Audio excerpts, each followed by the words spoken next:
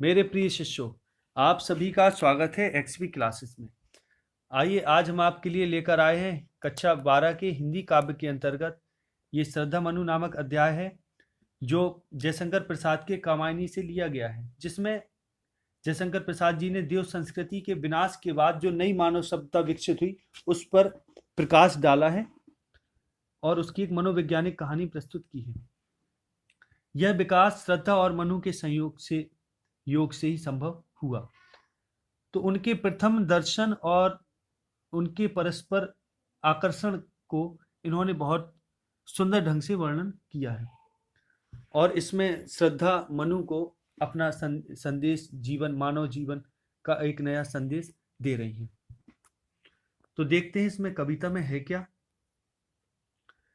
श्रद्धा मनु से कहती है, कौन हो तुम संस्कृति जल निधि, तीर तरंगों से फेंकी मणि एक।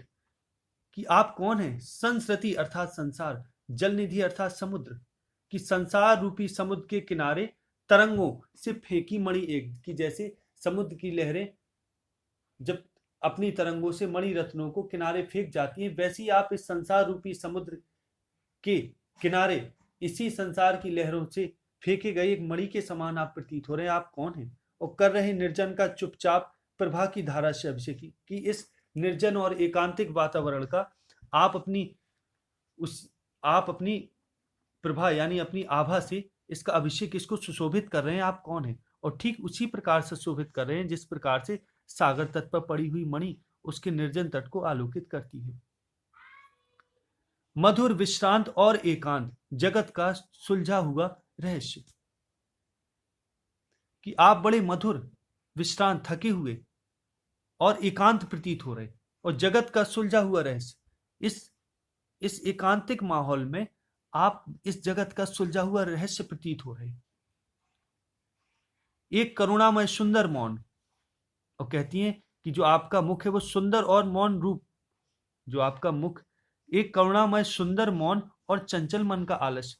कि आपका जो मुख है वो बड़ा सुंदर और मौन प्रतीत हो रहा है और जिसमें एक करुणा है, और आपके मुखमंडल पर चंचल मन का आलस्य विराजमान है। सुना यह मधु ने मधु गुंजार, मधु करी का सा जब सानंद, किए मुख नीचा कमल समान, प्रथम कवि का जो सुंदर छंद।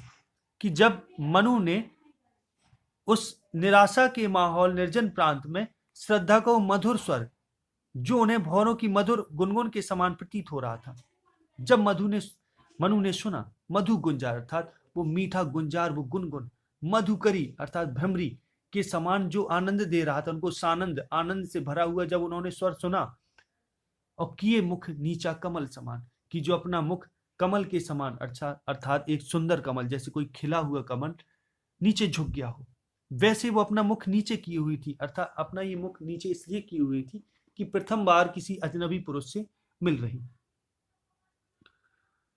प्रथम कवि का जो सुंदर छंद, और उनके बोल तो ऐसे प्रतीत हो रहे थे मनु को जैसे कवि का कोई सुंदर छंद हो, ऐसे प्रतीत, यानी कवि की सुंदर कविता के समान श्रुति मधुर और आनंद देने वाले शब्द प्रतीत, उनके जो बोलने कर रहे थे वो ऐसे शब्द प्रतीत हो रहे थे। एक झटका सा लगा सहर्ष, निरखने लगे लुटे से, कौन गा रहा यह सुंदर संगीत, कौतूहल रह न सका फिर मौन। एक झटका सा लगा सहर्ष, कि अचानक जब मनु के सामने श्रद्धा, अभूतपूर्व सुंदरी श्रद्धा जब प्रकट हुई तो उन्हें एक झटका सा लगा उनके सौंदर्य को देखकर, और निरखने लगे लुटे से अर्थात उनके आकर्षक रूप को देखकर वो ऐसे उनको देखने लगे कि जैसे लुट गए हों, सब कुछ लुटा दिया हो उनके रूप पर ही उन्होंने। और कौन गा रहा है यह सुंदर संगीत, और सुदबुद होकर कहने लगी कि ये सुंदर संगीत रूपी वाणी में कौन बोल रहा है, कौन गा रहा है। कौतूहल रह न सका फिर मौन, कि उनकी उस प्रेम भरी माधुर्यपूर्ण वाणी को जो एक भ्रमरी के समान गुनगुन मतलब भ्रमरी का एक गीत सा प्रतीत हो रहा था, उनकी वाणी को जब उन्होंने सुना तो फिर उनका कौतूहल, उनकी जिज्ञासा फिर मौन न रह सकी, अर्थात वे मौन न रह सकी और उसके बारे में जानने के लिए उनके मन में जिज्ञासा उत्पन्न हो गई। बोलते हैं आगे, और देखा वह सुंदर दृश्य, नयन का इंद्रजाल अभिराम, कुसुम वैभव वैभव में लता समान, चंद्रिका से लिपटा घनश्याम। और जब उन्होंने वो सुंदर दृश्य अर्थात उसके जब सुंदर रूप को देखा, और नयन का इंद्रजाल अर्थात जादू, नैनों का जादू, अभिराम सुंदर वो नैनों का जादू देखा, यानी जब अपने नैनों से वो ऐसे उसका रूप लग रहा है जैसे कोई जादू हो रहा हो, यह दृश्य उनके नैनों को जादू के समान प्रतीत हुआ, आकर्षक लगा उन्हें। और कुसुम वैभव में लता समान, और ऐसे उनको वो प्रतीत हुई जैसे कुसुम अर्थात फूल, वैभव मतलब वैभव में लता समान, कि जैसे फूलों से लदी हुई, कुसुम वैभव अर्थात फूलों से लदी हुई सौंदर्यमयी लता हो, ऐसे प्रतीत हुई। और चंद्रिका से लिपटा घनश्याम, जैसे चांदनी से लिपटा हुआ घनश्याम अर्थात बादल का कोई टुकड़ा, ऐसे प्रतीत हो रही थी वो। हृदय की अनुकृति बाह उदार, हृदय की अनुकृति बाह उदार, एक लंबी काया उन्मुक्त, मधु पवन क्रीड़ित ज्यों शिशुशाल, सुशोभित हो सौरभ संयुक्त।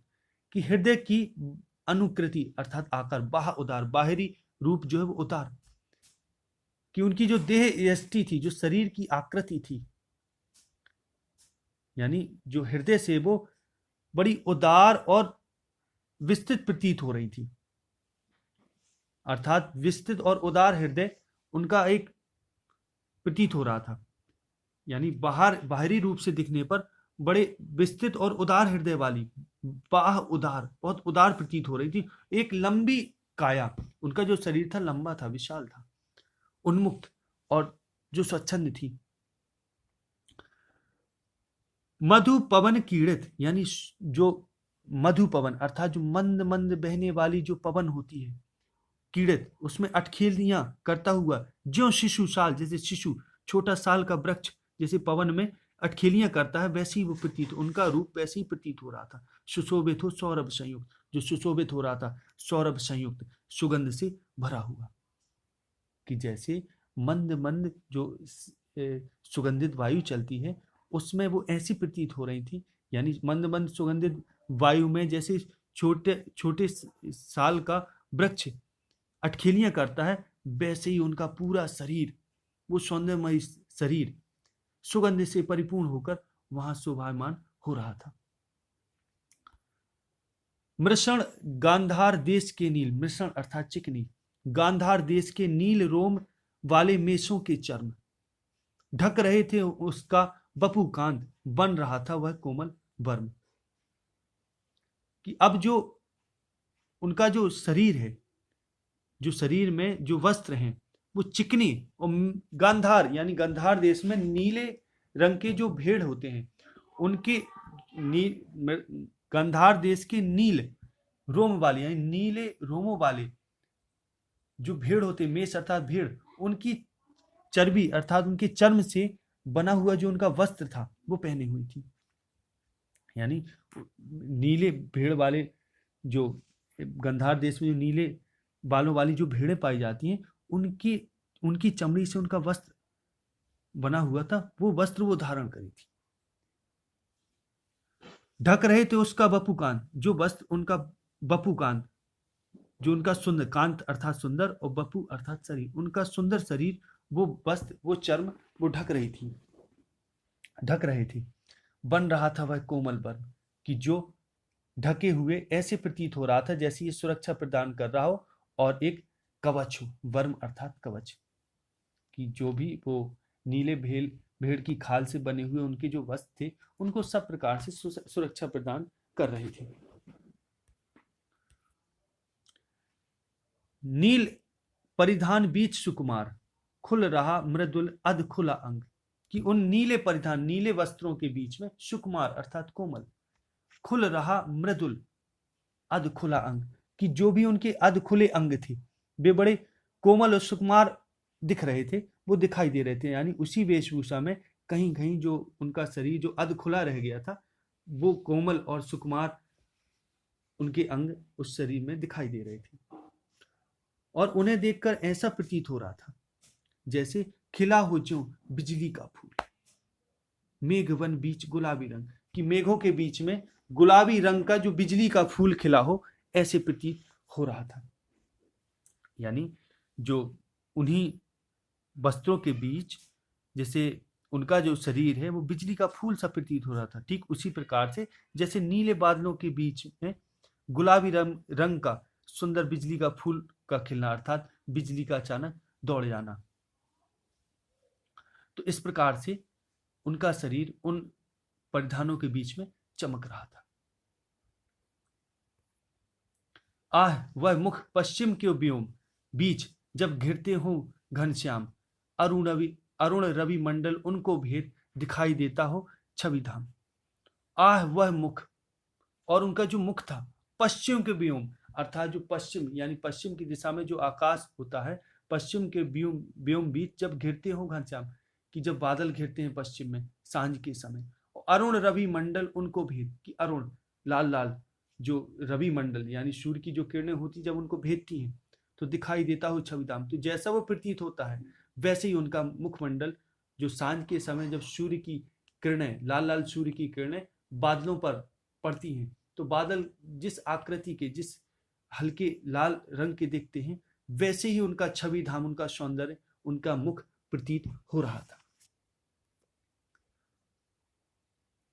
घिर रहे थे घुंघराले बाल अंश अवलंबित मुख के पास, और उनके जो घुंघराले बाल थे यानी जो उनकी लटें थी, बाल थे, वो अंश अर्थात कंधे के पास अवलंबित, अंश अवलंबित मुख के पास, कि मुख के पास वो लटक रहे थे, अवलंबित अर्थात लटक रहे मुख के पास, यानी वो उनके जो बाल थे कंधे से होते हुए मुख के पास लटक रहे थे। और नील घन सावक से सुकुमारो, ऐसे प्रतीत हो रहे थे जैसे नीले आकाश में घन शावक, जो घन अर्थात बादलों के जो छोटे छोटे टुकड़े हैं, शावक अर्थात बच्चे यानी टुकड़े, से सुकुमार सुधा भरने को विधु के पास हो, ऐसे प्रतीत हो रहे थे वे कि जैसे बादल के छोटे टुकड़े सुधा अमृत भरने के लिए विधु अर्थात चंद्रमा के पास गए हों, ऐसी उनके बाल उनके मुख के पास लटके हुए ऐसे ही प्रतीत हो रहे जैसे कोई बादल चंद्रमा के पास, बादल के टुकड़े चंद्रमा के पास सुधा अर्थात अमृत भरने को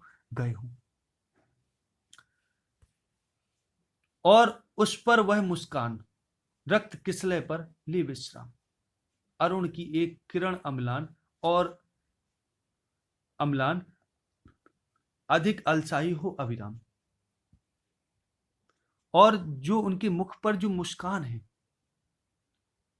जो उनके मुख पर मुस्कान है, और जो उनके मुख पर मुस्कान है वो ऐसी लग रही जैसे लाल, हल्के लाल यानी रक्त किसले पर ले विश्राम, की हल्के किसले अर्थात कोपलें, जो लाल रक्तिम लाल कलर की जो नई नई कोपलें होती हैं, जिन पर सूर्य की अलसाई सी स्निग्ध किरणें विश्राम ले रही हो, ऐसी वो प्रतीत हो रही थी। अर्थात उनके मुख पर जो मुस्कान थी वो ऐसी लग रही थी जैसे कोपलों पर सूर्य की अलसाई सी किरणें जब पड़ती हैं तो जैसी वो प्रतीत होती है कोपले, वैसी उनके चेहरे पर मुस्कान प्रतीत हो रही थी। कि अरुण की एक किरण अम्लान और अधिक अलसाई हो अविराम, अविराम अर्थात सुंदर, कि उनके मुख पर वो मुस्कान ऐसे प्रतीत हो रही जैसे अरुण अर्थात सूर्य की किरण अम्लान, अम्लान अर्थात स्निग्ध, और स्निग्ध जो किरण होती है अर्थात स्निग्ध किरण का अर्थात है कि वो बिना मैली कुचली स्वच्छ किरण, वो उनके मुख पर विश्राम ले रही हो ऐसी प्रतीत हो रही थी, अलसाई हुई विश्राम लेती हुई। कहा मनु ने नभ धरणी बीच बना जीवन रहस्य निरूपाय, एक उल्का सा जलता भ्रांत शून्य में फिरता हूं असहाय। कहा मनु ने, अब मनु ने उत्तर दिया, अब कहा मनु ने नभ धरती बीच बना जीवन रहस्य उपराय, कि इस नभ आकाश और धरती के बीच जो मेरा जीवन है वो रहस्यमय है और निरुपाय बन गया। कि पृथ्वी और आकाश के बीच इस एकाकी स्थान में कि जीवन एक पहेली बना हुआ है, एक रहस्य बन गया। एक उल्का सा जलता भ्रांत शून्य में फिरता हूं असहाय, कि जैसे उल्का, उल्का अर्थात टूटा हुआ तारा, शून्य अर्थात आकाश में जिस प्रकार से फिरता है, एक उल्का सा जलता भ्रांत शून्य में फिरता हूं असहाय। कि मनु कहते हैं, जवाब देते हैं, उसको उत्तर देते हैं श्रद्धा को, कहते हैं कि मैं वैसे ही प्रतीत हो रहा हूं कि जैसे मैं तो उस उल्का पिंड की तरह, जैसे उल्का पिंड आकाश में भटकता है शून्य में जलता हुआ इधर उधर, वैसे ही इस एकांकी संसार में, जहां कोई नहीं, इस निर्जन संसार में मैं अकेला असहाय भटक रहा हूं। कौन हो तुम बसंत के दूत, विरस पतझड़ में अति सुकुमार, घन तिमिर में चपला की रेख, तपन में शीतल मंद बयार। कि मनु कहते श्रद्धा से पूछते हैं, कहते हैं कि आप कौन हैं जो मुझे बसंत के दूत के रूप में प्रतीत हो रहे, कि जो बसंत का एक संदेश दे रहे, और विरस, इस रसहीन पतझड़ में अति सुकुमार, किस एकाकी, इस एकांत वातावरण में आप मुझे अति सुकुमार, बहुत कोमल प्रतीत हो रहे, बहुत सुंदर, आप कौन हैं। उनसे पूछते कि आप कौन हैं जो मुझे वसंत का संदेश दे रही हैं, आप कौन हैं। और घन तिमिर यानी घन तिमिर में चपला की, जैसे घनघोर अंधेर, तिमिर अर्थात अंधेरे में, चपला अर्थात बिजली की कोई रेखा कौन दी जाती है, वैसे ही आप मुझे प्रतीत हो रही हैं कि आप कौन हैं। और तपन में शीतल मंद बयार, जैसे घनघोर तपन में आप मुझे शीतल सुगंधित उस बयार अर्थात वायु की तरह प्रतीत हो रही, आप कौन हैं। लगा कहने आगंतुक व्यक्ति, मिटाता उत्कंठा सविशेष, दे रहा कोकिल सानंद, सुमन को जो मधुमय संदेश। अब वो अपना परिचय देते हुए, आगंतुक अर्थात जो आया हुआ व्यक्ति होता है, वो अपना परिचय देते हुए कहता है। अब आया हुआ व्यक्ति इधर श्रद्धा है। श्रद्धा अपना परिचय देते हुए कहती है, कि अपनी उत्कंठा को मिटाते हुए कहती हैं, और इस प्रकार से कहती हैं जैसे दे रहा हो कोकिल सानंद, की कोई कोयल आनंद में डूबा हुआ, अर्थात कोकिल सानंद आनंद सहित, सुमन अर्थात फूलों को, जो मधुमय संगीत, फूलों को वसंत का संदेश दे रहा हो। तो जब वो ऐसे बोलती हैं तो ऐसे लगता है जैसे फूलों को कोयल आनंद में भरकर बोलती हुई बड़े मीठे स्वर में बसंत के आगमन का फूलों को संदेश कोई दे रही हो, तो ऐसे वो बोलती हैं। तो इस प्रकार से वो जवाब देने का प्रयास करती हैं। भरा था मन में नव उत्साह, सीख लूं ललित कला का ज्ञान। और आगे कहती हैं कि मन में मेरे नया उत्साह भरा था, और सोचा कि सीख लूं ललित कला का ज्ञान। ललित कला अर्थात गायन, वादन, नृत्य आदि। इधर रही गंधर्वों के देश, पिता की हूं प्यारी संतान। कि वो कहती है कि मन में ये उत्साह जगा, नया उत्साह जागा, कि कुछ ललित कला का ज्ञान सीख लूं, और यही मैं गंधर्वों के देश में निवास करती हूँ, और अपने पिता की एकमात्र प्यारी संतान हूं। दृष्टि जब जाती हिमगिरी और, प्रश्न करता मन अधिक अधीर। कि आगे कहती है कि जब दृष्टि, मेरी नजर इस हिमगिरी, इस हिमालय पर्वत की ओर गई, तो मन में तमाम प्रश्न उठे, कि प्रश्न करता मन अधिक अधीर, तो मन व्याकुल होकर तमाम प्रश्न करने लगा। धरा की यह सिकुड़न भयभीत, और जो ये धरती पर ये सिकुड़न, पृथ्वी की जो सिकुड़न, ये मुझे भयभीत, धरा की यह सिकुड़न भयभीत आह कैसी है। कि मुझे मन में लगा कि ये धरती पर ये सिकुड़न कैसी है, और क्या है पीर, क्या कष्ट है। कि मुझे लगा कि इसमें निवास करने वाले लोगों की पीड़ा क्या है, उनका कष्ट क्या है। इस प्रकार से वो श्रद्धा कहती है मनुष्य। बढ़ा मन और चले ये पैर, कि जब मन में और प्रश्न बढ़े, पीड़ा बढ़ी, तो ये पैर अचानक चलने लगे। शैल मालाओं का श्रृंगार, आंख की भूख मिटी है देख, आह कितना सुंदर संभार। कि जब मन भर आया और मुझे मेरे प्रश्न सहन नहीं हुए, तो अचानक मेरे ये पैर शैल मालाओं का श्रृंगार अर्थात इन पर्वतों का श्रृंगार देखने के लिए चल पड़े। आंख की भूख मिटी, और इस प्रकार से यह सुंदर दृश्य देखकर मेरी आंखों की भूख मिट गई, अर्थात जो मेरी उत्कंठा थी वो इस सौंदर्य को देखकर शांत हो गई। और लगा आह कितना सुंदर साभार, और कितनी अद्भुत है इस हिमालय की सौंदर्य संपन्नता, संभार अर्थात संपन्नता, सौंदर्य संपन्नता कितनी सुंदर है। यहां देखा कुछ बलि का अन्न, भूत हित रत किसका यह दान। और यहां मैंने कुछ बलि का अन्न अर्थात ऐसा अन्न जो व्यक्ति भोजन करते समय पशु पक्षियों के लिए डाल देता है, अपने उससे कुछ अंश भोजन का निकाल के डाल देता है, उसको बोलते हैं बलि का अन्न।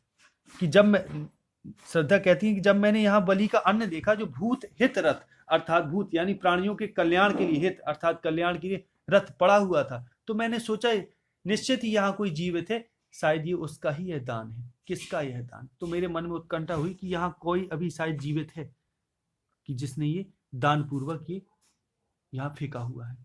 इधर कोई है अभी सजीव। हुआ ऐसा मन में अनुमान, तो मन में लगा कि कोई जीवित है, ऐसा मन में अनुमान हुआ। मैंने सोचा तपस्वी क्यों हो इतने क्लांत, वेदना का यह कैसा वेग। आह तुम कितने हताश, कितने अधिक हताश, बताओ यह कैसा उद्वेग। तो आगे वो कहती है कि हे तपस्वी, आप इतने क्लांत थके हुए क्यों प्रतीत होते हो, और आपके हृदय पर ये उदासी और इतनी वेदना की तीव्रता क्यों मड़ रही है। कि वेदना का यह कैसा वेग, आह तुम कितने अधिक हताश, की अरे आप कितने अधिक हताश प्रतीत हो रहे हो, बताओ यह कैसा उद्वेग, कि आपके हृदय में यह क्षोभ कैसा, विक्षोभ कैसा, उद्वेग कैसा।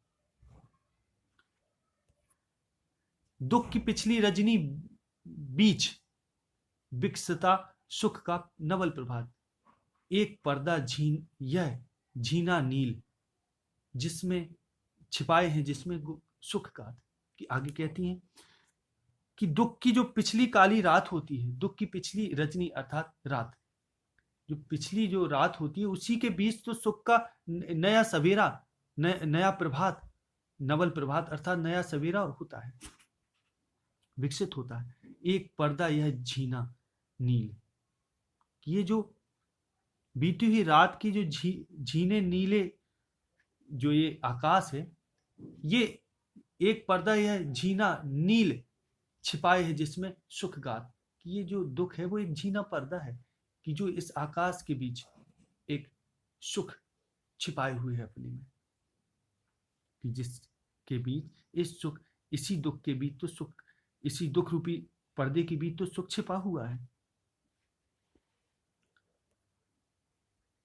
जिसे तुम समझे हो अभिशाप, जगत की ज्वालाओं का मूल, ईश का वह रहस्य वरदान, कभी मत जाओ इश्को भूल।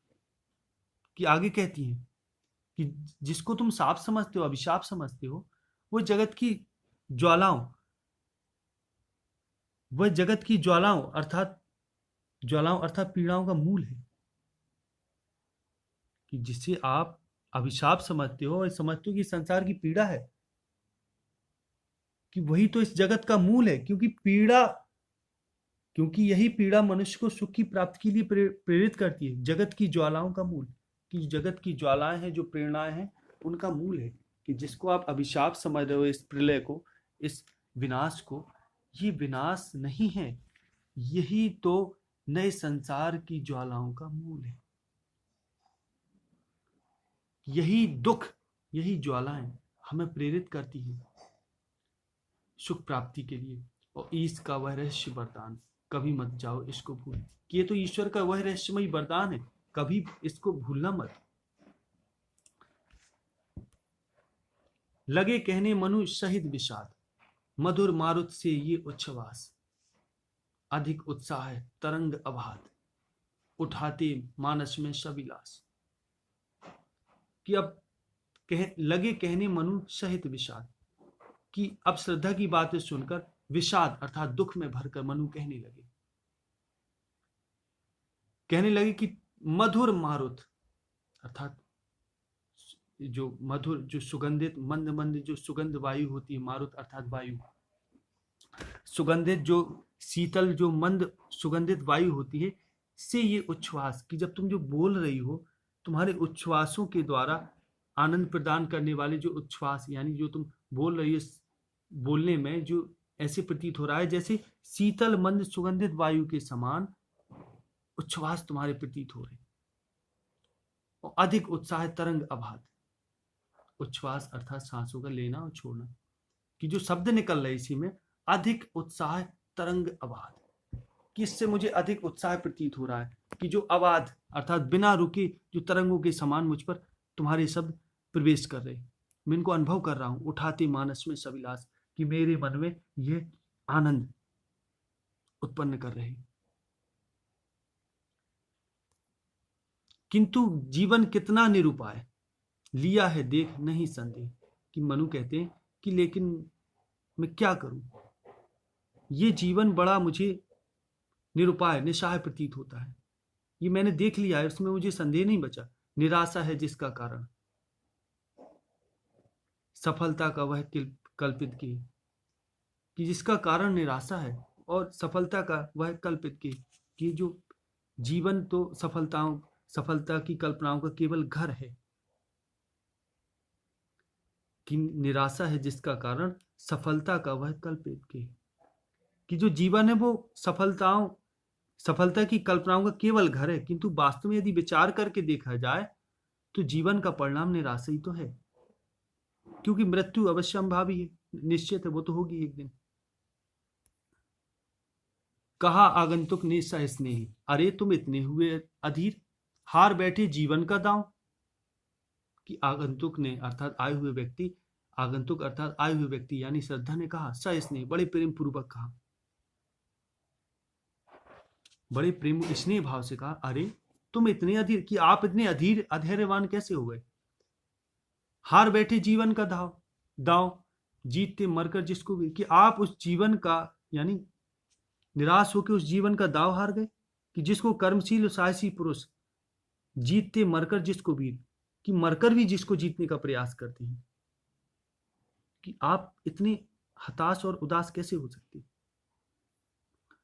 तप नहीं केवल जीवन सत्य, करुण यह क्षणिक दीन अवसाद।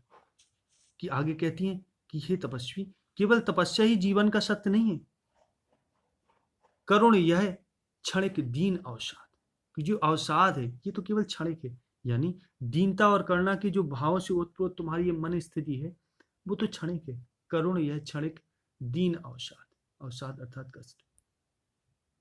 तरल आकांक्षा से भरा है, से है भरा सो रहा आशा का आह्लाद। कि तरल आकांक्षा, कि जीवन की जो प्रकृति की जो अभिलाषाएं हैं, जो आशाएं हैं, कि जीवन जो है वो तो आशाओं और प्रसन्नता से भरा हुआ है, आकांक्षाओं से भरा हुआ है, अभिलाषाओं से। और सो रहा आशा का आह्लाद, कि तुम अपनी आशाओं इच्छाओं को जगाओ, कि जो सो रही हैं। कि सो रहा आशा का आह्लाद, आह्लाद अर्थात आनंद, कि जिस जीवन में इच्छाएं भरी पड़ी हैं और जहां आनंद सो रहा है, उन आशाओं का आनंद उसको तुम जगाओ। प्रकृति के यौवन का श्रृंगार करेंगे कभी न वासी फूल।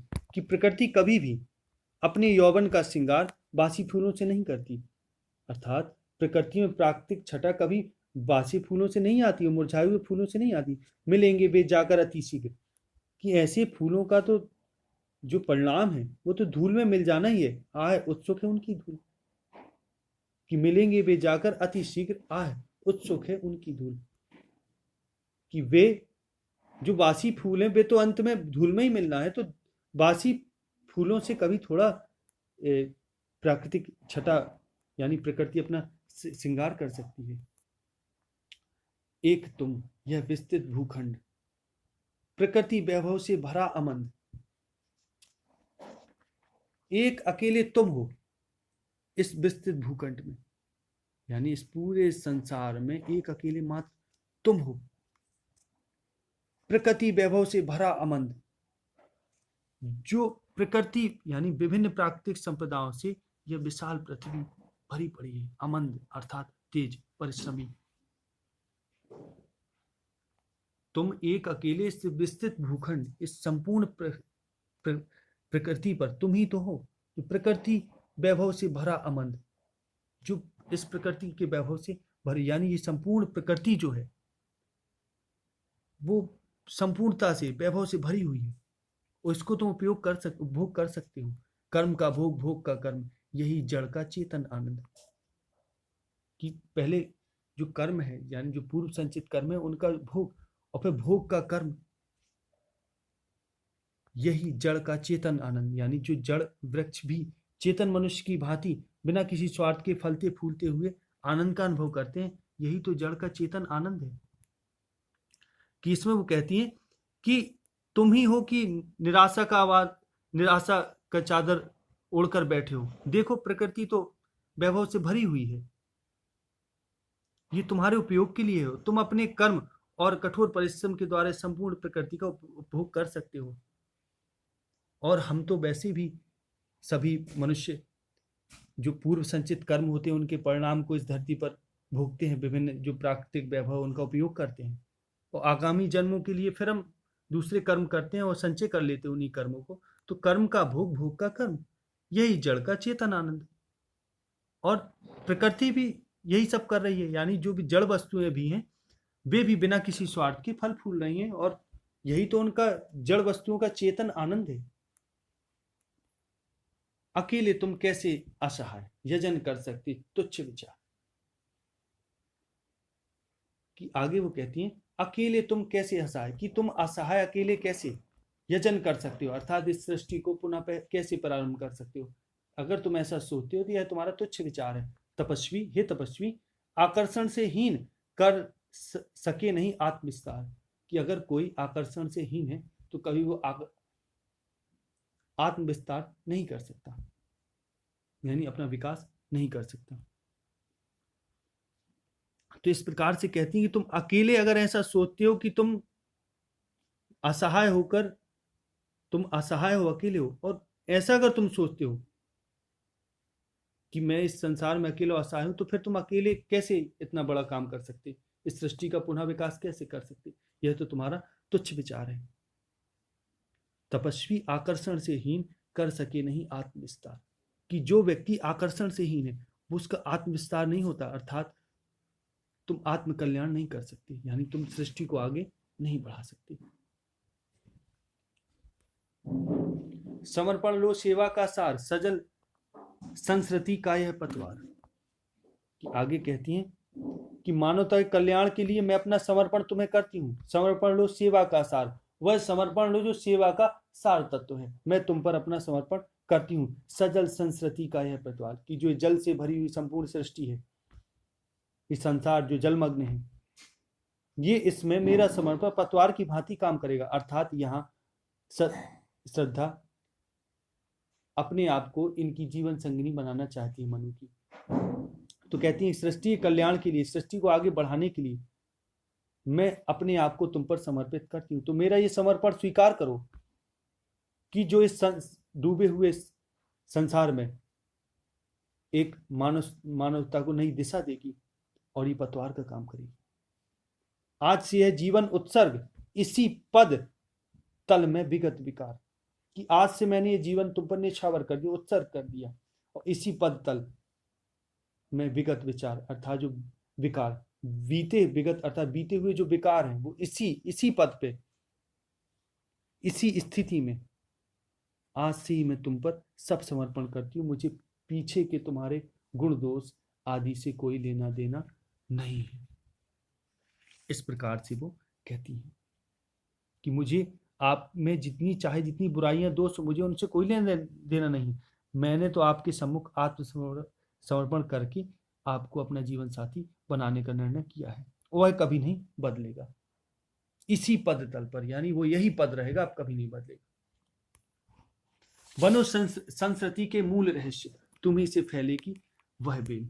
कि आगे वो कहती हैं कि इस संस्कृति अर्थात इस संसार के मूल रहस्य बन जाओ। कि आप तो जीवन मरण के मूल रहस्यों को जानने वाले हैं, तो आप इस संस्कृति अर्थात संसार के मूल रहस्य बन जाओ, और तुम्ही से फैलेगी वह बेल। कि जो नई सृष्टि होनी है वो हम आपसे और मुझसे ही फैलेगी, अर्थात वो तुम ही से ही फैलेगी, वो तुमसे ही आगे बढ़नी है, जिसमें मेरा सहयोगी होना आवश्यक है। विश्व भर सौरभ से भर जाए, कि पूरा संसार सौरभ अर्थात सुगंध से भर जाए। कि मानव सृष्टि जब आगे बढ़े तो पूरा संसार सौरभ से भर जाए। सुमन के खेलो सुंदर खेल, कि वो सुमन अर्थात फूल, इधर फूल का अर्थात है मानव, कि वो मानव नई मानव रचना, कि वो सुंदर खेल खेलो, यानी सुंदर नई नई संतानें उत्पन्न हो, कि जिससे पूरी सृष्टि सुगंध से भर जाए, मानवता की सुगंध से। अर्थात वो ये कह रहे हैं कि उनसे मनुष्य अपने में रमण करने का आह्वान कर रही है, कि ताकि नई संतानें उत्पन्न हो सके और पूरा संसार, विस्तृत संसार सुंदर फूलों से भर जाए, मानव रूपी सुंदर फूलों से। और यह क्या तुम सुनते नहीं विधाता का मंगल वरदान? और आगे कहती है कि आपने सृष्टि की रचना करने वाले उस विधाता कल्याणकारी वरदान नहीं सुना कि शक्तिशाली हो, विजयी बनो, कि हे मनुष्य तू शक्तिशाली हो, विजयी बन, कि शक्तिशाली बनकर विजय प्राप्त कर। विश्व में गूंज रहा जयगान, कि उसी का तो एक जयगान पूरे विश्व में ये विजय गान गूंज रहा है। डरो मत अरे अमृत संतान, कि हे अमृत संतान, हे अमर संतान, अर्थात विधाता की अमर संतान, डरो मत, अग्रसर है मंगलमय वृद्धि। ये कल्याणकारी जो सृष्टि है वो अग्रसर है, आगे बढ़ रही है। नवीन सृष्टि का विकास करने के लिए आप तैयार हो जाएं और डरे नहीं, क्योंकि कल्याणकारी जो मंगलमय जो वृद्धि है वो अग्रसर है, वो तो निरंतर आगे बढ़ रही। अर्थात आप वो ये कहने का प्रयास करिए श्रद्धा, कि आपका जो विकास है, जो भविष्य है, वो उज्जवल उज्जवल है, पूर्ण आकर्षण जीवन केंद्र। वो कहती है आपका जो जीवन केंद्र है वो आकर्षण से भरा हुआ है, खिंची आवेगी सगल समृद्धि, और जहां आकर्षण है वही समस्त समृद्धि अपने आप खिंचाएगी। विधाता की कल्याणी सृष्टि सफल हो इस भूतल पर पूर्ण, कि वो विधाता की कल्याणी सृष्टि यानी मनुष्य कल्याण करने वाली वो सृष्टि वो सफल हो इस भूतल, पूर्ण रूप से वो इस भूतल पर सफल हो जाए, इस धरती पर सफल हो जाए। पटे सागर बिखरे गृहपुंज, कि ये सागर पट जाए मानव संस्कृति से, और बिखरे गृहपुंज, गृहपुंज बिखर जाए, और ज्वालामुखी हो चूर्ण, की ज्वालामुखी चूर्ण हो जाए। सिद्धा कहती है कि तुम्हारे सार्थक प्रयास और परिश्रम से उफनते सागर पट जाएंगे, और गृह नक्षत्र तुम्हारे चारों ओर बिखर कर अपना वैभव लुटाएंगे, और महा विनाश करने वाले जो ज्वालामुखी है वे सदैव के लिए चूर्ण चूर्ण होकर शांत हो जाएंगे। अर्थात वो ये कहना चाह रही हैं कि एक दिन हम अपने कठोर परिश्रम से प्राकृतिक आपदाओं पर अवश्य विजय प्राप्त कर लेंगे। उन्हें चिंगारी सदृश सदर्भ कुचलती रहे सड़ी खड़ी सानंद, मानव आज से मानवता की कीर्ति अनिल भू जल में रहे न बंद। उन्हें चिंगारी सदृश अर्थात चिंगारी के साथ सदर गर्भ से भरी हुई, कुचलती रहे खड़ी सानंद, आनंद में मस्त ये मानव जाति इन मुसीबतों को, जो ये आपदा है, इनको चिंगारी की भांति पैर से कुचल दी, नष्ट कर दी। कहती हैं कि तुम तो ये सब निराशा को त्याग दो और कर्म में बस लग जाओ, कि ग्रह नक्षत्र और ज्वालामुखी जैसी जो आपदाएं हैं उनको ये मानव जाति इन पर विजय प्राप्त कर लेगी, और बड़े गर्व से विजय प्राप्त करके बड़े गर्व से आनंद में भरी हुई प्रतीत होगी। कि इसकी कीर्ति आज से मानवता की कीर्ति जो है वो अनिल अर्थात वायु, पृथ्वी भू अर्थात पृथ्वी और जल में बनी रहेगी, अर्थात मानव सर्वत्र गति करेगा, सर्वत्र उसकी कीर्ति होगी, यश होगा। जलधि के फूटे कितने उत्स, दीप कच्छप डूबे डूबे उतराएं, किंतु वह खड़ी रहे दृढ़ मूर्ति, अभ्युदय का कर रही उपाय। कि आगे कहती हैं कि प्रलय काल के समय को तो आपने देखा ही है, उसमें पृथ्वी सहित संपूर्ण सृष्टि निगल जाने के लिए समुद्र के कितने उत्स अर्थात स्रोत फूट गए थे, जिसमें दीप और कच्छप वगैरह सब डूब गए थे, उतराने लगे थे। किंतु जो अब नवीन उत्थान है, जो नया जो सृष्टि हो रही है, जो मानवता है, यानी हमारे सहयोग से जो सृष्टि होगी, वो इस महाप्रलय पर ही विजय प्राप्त करके दृढ़ मूर्ति की भांति खड़ी रहेगी और अभ्युदय का कर रही उपाय। कि यही तो अब हम नए उसका यानी उसको अभ्युदय, उसको उसके उत्थान का उपाय कर रहे हैं कि करे उपाय। यही मानवता नए नए अभ्युदय यानी नव निर्माण यानी नए विकास का उपाय करेगी। तो इस प्रकार से हम बस परिश्रम करें कि ताकि नवीन उत्थान का प्रयास हो सके, कि मानवता आज भी दृढ़ मूर्ति के समान खड़ी हुई है और अपने नवीन उत्थान का प्रयास कर रही है।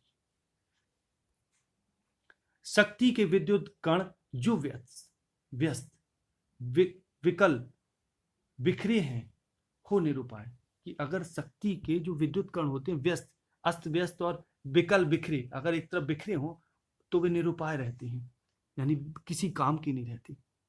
कि सृष्टि की जो रचना है वो शक्तिशाली कणों से हुई है, और जब ये विद्युत कण अलग अलग अगर रहें तो ये शक्ति ही नहीं रहेंगी, इनसे कोई निर्माण ना हो सके, निरुपाय ही रहेंगी।